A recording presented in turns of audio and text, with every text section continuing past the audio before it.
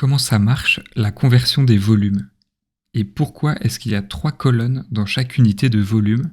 3 colonnes pour les centimètres cubes, 3 colonnes pour les décimètres cubes, etc. Dans cette maquette, on part de 1 cm3, et ce centimètre cube, on va le multiplier par 10 en appuyant sur le bouton en bas à gauche. On a maintenant 10 cm3, on voit qu'on a donc passé une colonne dans le tableau, mais on voit que ces centimètres cubes, ils ne forment pas un cube plus grand, ils forment juste une barre de 10 cm3. Ensuite, on appuie une deuxième fois sur le bouton pour multiplier par 10, on passe donc une deuxième colonne dans le tableau, et on a maintenant 100 cm3. Mais on voit qu'on n'a toujours pas la forme d'un cube, on a juste une plaque composée de 100 cm3.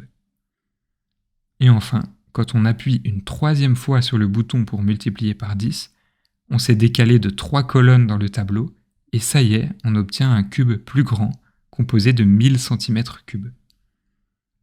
Ces 1000 cm3, si on appuie sur le bouton pour passer en décimètres cubes, on voit qu'ils correspondent à 1 décimètre cube, c'est-à-dire un cube de 1 décimètre de côté.